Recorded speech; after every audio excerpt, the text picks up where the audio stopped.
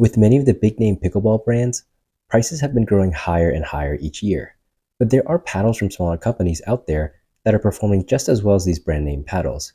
So in this video, we're going to cover the best pickleball paddles on the market right now that cost under $100. Let's start off by taking a look at the paddles at the $90 price point after a discount code. The first paddle on this list is my favorite one, the Vtic Pro Prism series. These are Gen 1.5 carbon fiber control paddles that have edge foam injected in the perimeter and come in different shapes, core thicknesses, and handle lengths. They're very similar to the Yola Hyperion, which retails for $219, in that they both have a plush feel with good control and a large sweet spot, though the Prisms actually can generate more spin and are more durable from its unibody design, so they're actually better paddles than the Hyperion. At $90, the Prisms are the #1 control paddle on this list. Next, we'll move into the Gen 2 thermoform paddles at the $90 price point. These are also unibody paddles with edge foam in the perimeter and carbon fiber surfaces like the Prism.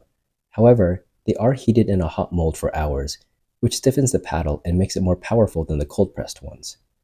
The two newest paddles on this list are the Spartus Gladius Centurion and the Isocentric. Both are very solid Gen 2 paddles that perform just as well as the ones that cost over $200. The only difference between the two is the shape. The Centurion is rectangular shaped, while the Centric has a curved top. The last thermo on this list is the Neonic Force. This one is also rectangular in shape, though compared to the other two thermos, it does have a bit more pop and less power, while also having a slightly shorter handle by about 0.2 inches. Next, we'll move on to the $70 price point post-discount code.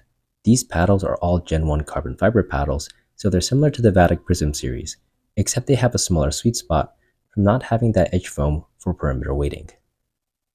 The first one on this list is the Huda Apex Pro. It's the only standard shape paddle on this list, as all the other paddles are either hybrid or elongated.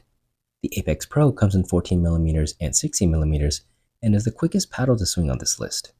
It performs just as well as the Carbon 2, which retails for $180. Next on this list is the Kiwi Labs 00 Start. This one is just a solid 14mm elongated paddle that does come in a fun design and different color options. It's very similar to the Carbon 1 14mm, which also retails for $180. And finally, we have the Harachi by 11624. This is a 16mm elongated paddle with a curved top that's similar to the Rhombus R1.16, which retails for $120. Out of the $70 paddles, I think it's the most well built, as it has the nicest handle that doesn't have exposed polymer. The last paddle on this list is the cheapest one, the Hisk Rav Pro, which is only available on Amazon. It's also a Gen 1.5 paddle like the Prism and Hyperion, but it's more similar to the Hyperion since it's also not unibody, so it's not as durable as the Prisms. This frequently has a 15% off coupon on Amazon, which drops the price down to $60, making it the cheapest paddle on this list. So those are what I think are the best paddles that cost under $100.